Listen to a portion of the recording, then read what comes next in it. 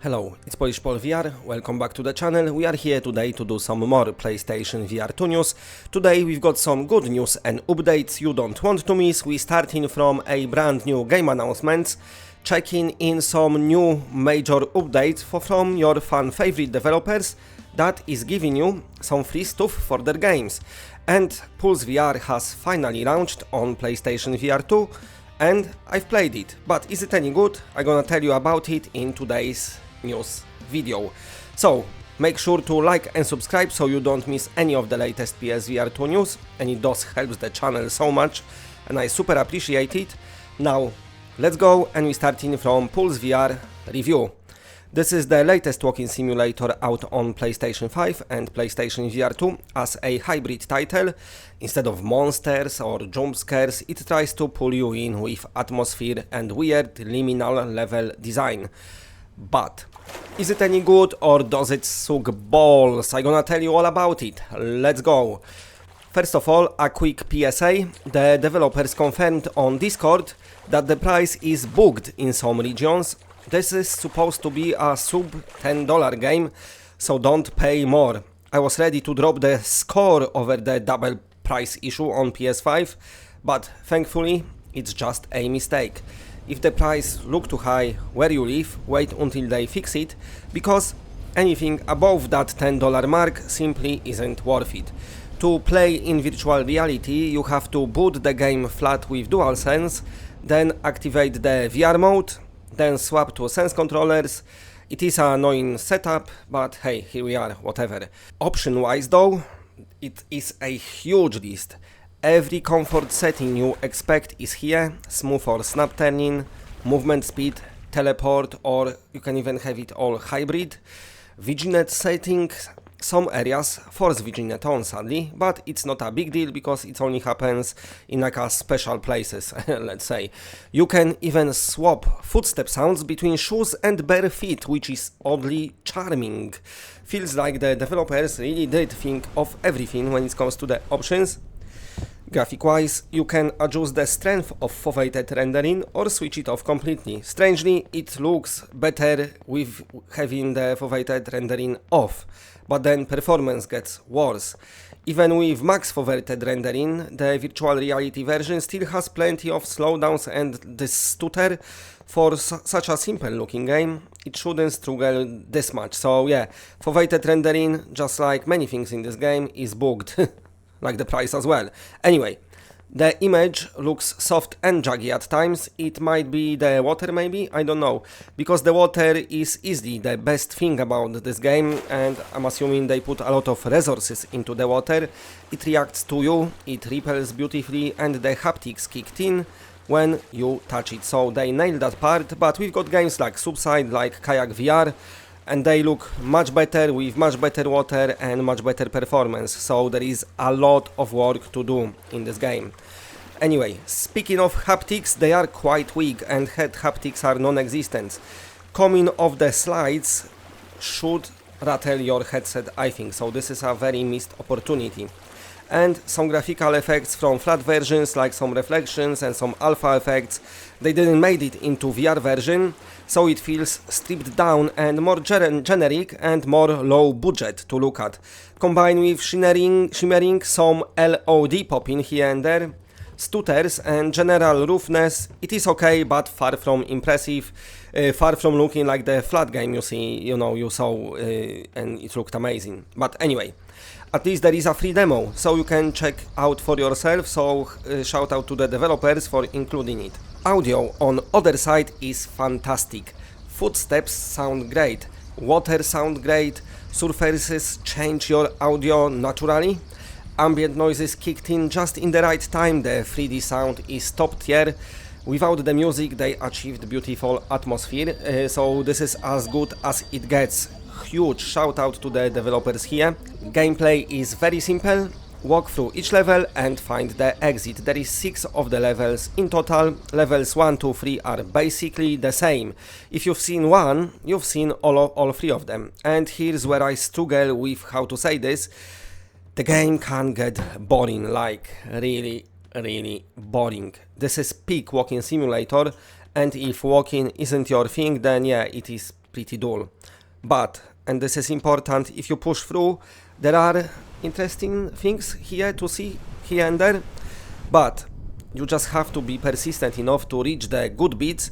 It's not engaging moment to moment, but occasionally you stumble into something cool. Level 4 nearly broke me.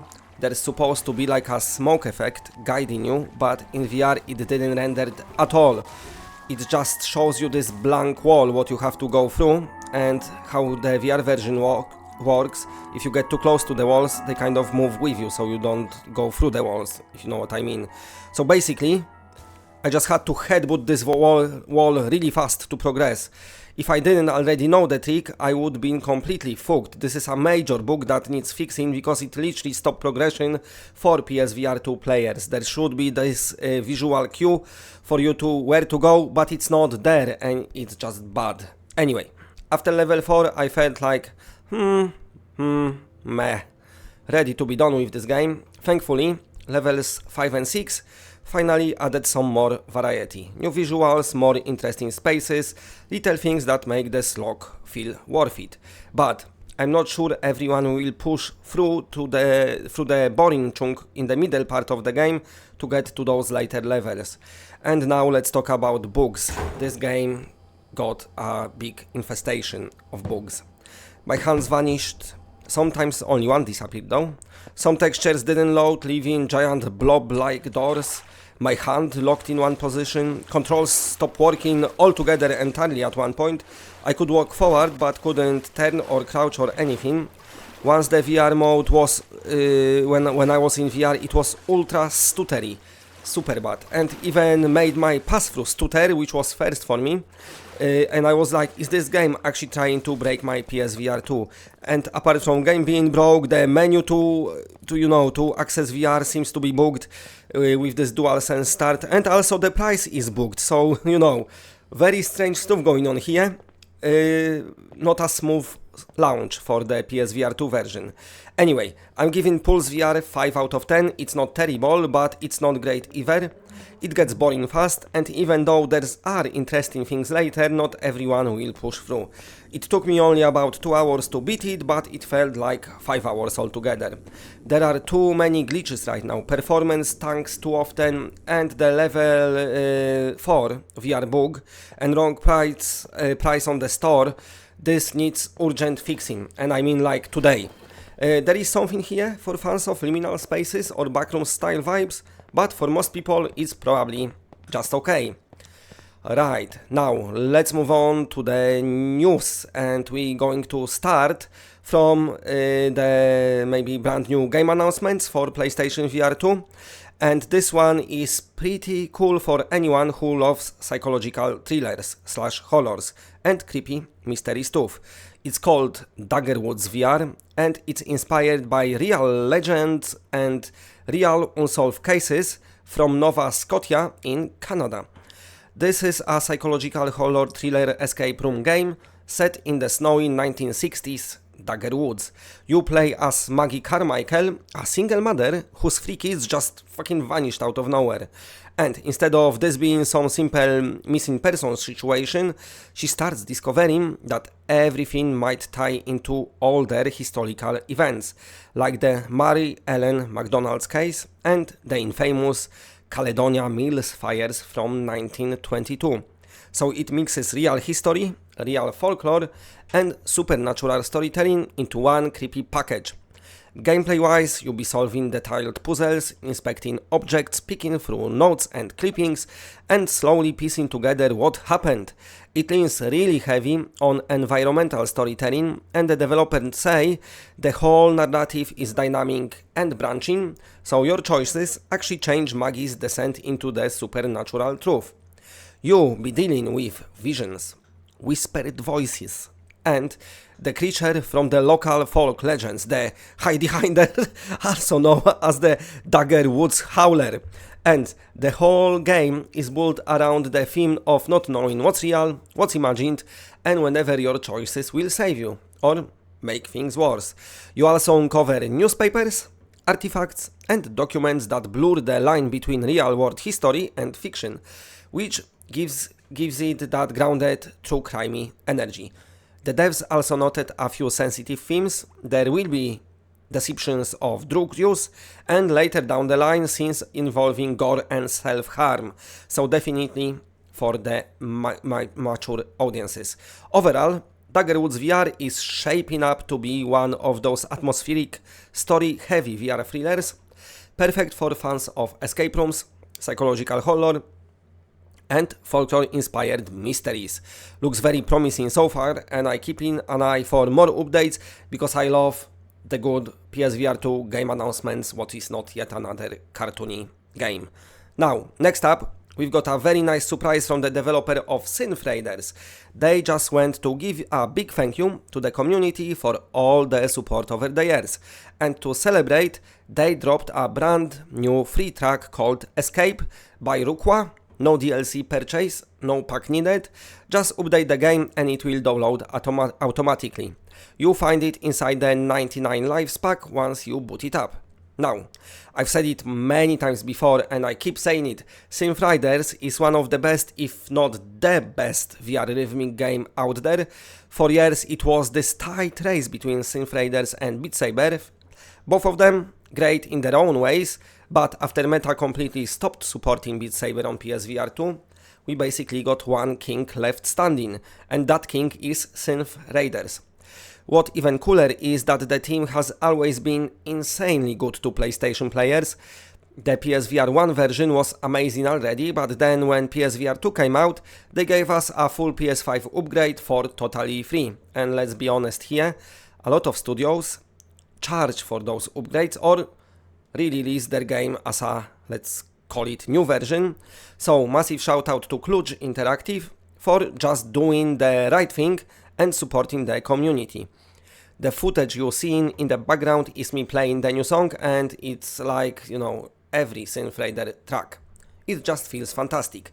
The level design is spot on, the colors are gorgeous, the visuals are great, and the haptics always hit exactly where they should.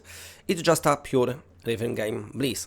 And let me just say this while I'm here, if you don't have Synth Riders in your library yet, it's an absolute must-have. Now, quick update on Shadowgate VR, Minds of Mythrock.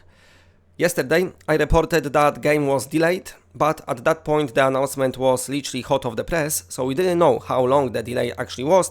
Today we've got more details, and the good news is, it is only a small delay. The team just needs a little extra time to polish a few bits and bobs and make sure everything is running the way they want. Nothing major, nothing dramatic, they just tightening things up.